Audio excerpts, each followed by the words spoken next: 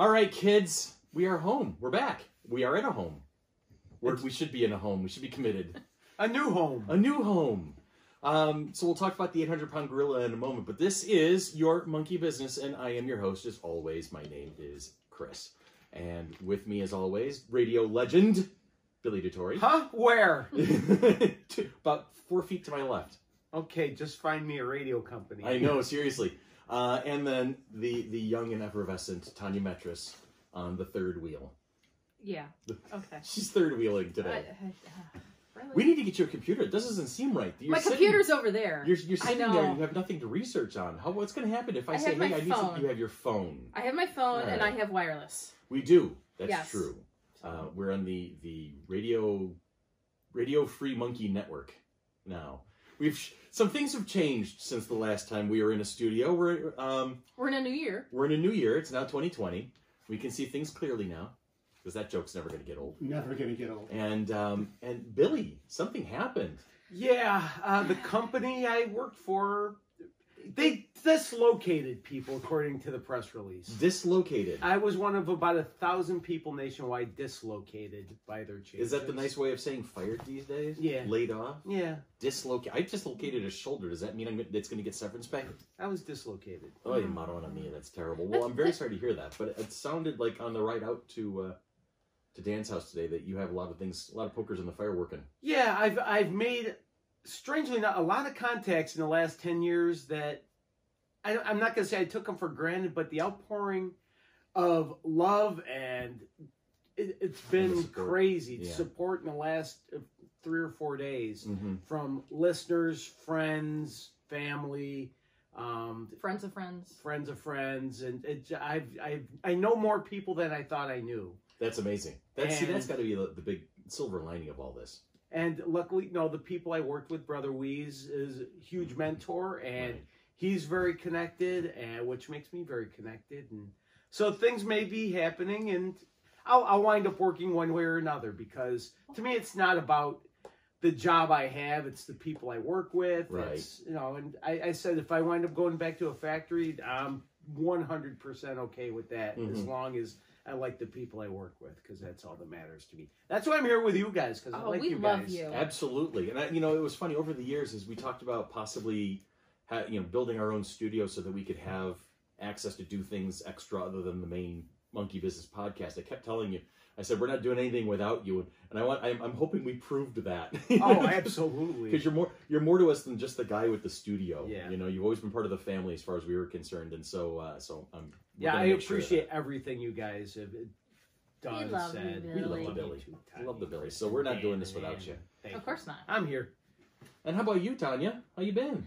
Oh, now I'm getting attacked by a cat. It was my turn. It's my turn.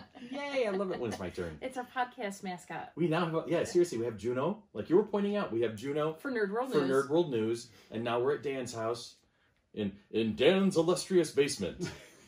Our new studio. Our new studio. This is so cool, though, because there's it's a little freeing, to be honest. In addition to a podcast, we're taking video and pictures and whatnot. And this too shall evolve over time. Which is kind of wild because it's actually it pushed us to start doing things that we've been talking about doing for years, and so there's lots of good things. Billy's going to get an even better job. He's going to land on his feet, no problem. We're doing our thing. We're all together. We're all one piece. So this is kind of cool. I'm enjoying it. And if one good thing has happened out of this, I got to be even more geeky. Last couple days, Susan and I have binge watched Firefly. Nice. I've seen it before, but we wanted to watch 14 episodes in 3 days, plus the Serenity movie. And you don't have to set an alarm right now. No, I've been going to bed at like 1 in the morning. Instead of getting up at 1 in the morning. Yeah. Now my only alarm is a cat that wants to be fed. Juno was doing that because it gets cold in the basement, or it gets cold in the kitchen where I keep her crate at my house. So I've been letting her sleep on the bed with me because I got this big old queen size, and just me. And at about 3 o'clock in the morning the other day, I woke up to the most awkward and invasive wet willy known to man. I'm like, what? I shock awake, and I'm like, what the hell is going on? And then I realize it's her, and I'm like, Jesus, Juno, what the hell? And then she jumped off the bed. She's standing at the doorway, and I'm like, okay, fine, you get to go out at 3 in the morning. I hate you. And that's why when Ann said, "Oh, I'll take Juno to my house," I'm thinking that might not be a bad plan. For a day or two, and then Anne's delivering her to somebody else. She's now a year old. She's still a nuclear reactor with paws. Basically, she's gotten some chunk to her. Yeah, she's a chunk now. To her. Yeah, I feed her twice a day, whether she needs it or not, apparently. So, yeah, my fuzzy super chunk. Anyway. No. How you doing there, T? Not too bad. I'm rocking some of my 49ers colors for their championship Sunday. Oh, right there. So I'm hoping that they'll be going to the Super Bowl Possibly in Super 2 Bowl weeks. bound 49ers. I'm hoping. So of course we're recording on a Sunday, and we're going to drop this on Wednesday, hopefully. As we always do. As we always do. Yeah. So yeah, I have that, and I'm just a teeny tiny bit stressed out. Why is that? My baby's no longer going to be a baby anymore. What do you mean? He's turning 21 on Friday. Oh, Tyler. Tyler, my firstborn, he's going to be 21 on Friday, and 21 on Friday. Evan has already brought him alcohol and has put it in the cabinet. So my mom's yelling, "What's his number? I'm going to give me his number." And she doesn't want to hear anything about her baby grandson being able to drink. Oh, she's going to be mad when the prostitute shows up. Funny you should mention that, because my Uncle Scott... What? Because my... Funny you should mention that, really? Because my Uncle Scott, on our Christmas holiday party on the Sunday, was talking about in a month that Tyler's going to be 21, so they were going to take him to a strip club. Oh my God. And I want to go to that just to see his reaction. And Tyler got so red and was so embarrassed and whatever, and now it got my Uncle Scott, my Uncle John, my cousin Johnny. My dad was even going to fly back from Florida for this and everything. And Tyler's now not wanting to come out of his room. So we now have a nickname for my Uncle Scott. It's now Uncle Kinky. Uncle Kinky. Uncle Kinky. So call him Hugh. So Tyler's a little freaked out by it, but Deanna, one of our other board members and friends, she asked me yesterday. Well, T's been on the show on several occasions. What kind of alcohol Tyler likes? And I'm like, well, so because she's going to get him something. He doesn't know yet. He's had a sip of stuff every so often under the guise and doing it at home in front of the parents. Monitored. Yep. That's how you teach him.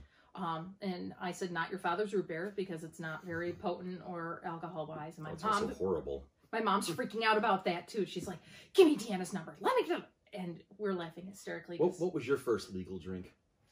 A Long Island iced tea. And it is like one of the worst drinks ever. It depends on if it's blended the right way. Because if it's blended the right way, it's so amazing. Yeah, no. Billy, I know you're not much of a drinker, but... I don't drink. I've never... I've tried beer. No, yeah, I'm with you with that. I don't like the taste of beer. And if I'm gonna drink something sweet, may as well drink soda and save the few brain cells I have left. I have better ways to kill my brain. Video games and cartoons. Yeah, exactly. Binge watching Netflix all day. My first was a screwdriver. My buddy Bob Meadows mixed it up for me. They were just coming back to campus for their senior year, and he was a year behind me in college. And so I came up to the party, and since my birthday's in September, I'm right at the beginning of the school year typically. And so my very first legal drink from September 1st, it hit midnight, boom, now it's September 2nd. He just walked in and handed it to me right there. He goes, drink this. And it was orange. I said, what is it? He goes, it's orange, drink it. I'm like, okay. So it turned out to be a screwdriver. So there's some trivia for you. I think as I kick my water bottle across the room, I'll get that later during a break. Or the cat will bring it back to me. I don't know. But that's kind of the gist of things. We're going to take a break in a moment. But when we come back, we're going to be doing a look forward to things that are going to be happening in 2020. We'll talk a little bit about FC3. We'll talk about what we plan on doing with the podcast. We're going to talk about movies and TV that's going to be coming out in 2020. But we're also going to we have a series of questions that Anne has put together since we're essentially starting over. New studio, new way of doing things. We're gonna kind of try to do some different stuff. Take the whole company into a different direction. Get to know your nerds, as we've done in the past couple of times. We've had some fun doing those quizzes on Facebook and things like that together. So this is gonna be a little questionnaire, and we're gonna do that as well. So we're gonna take a quick break. When we come back, we'll get into looking forward.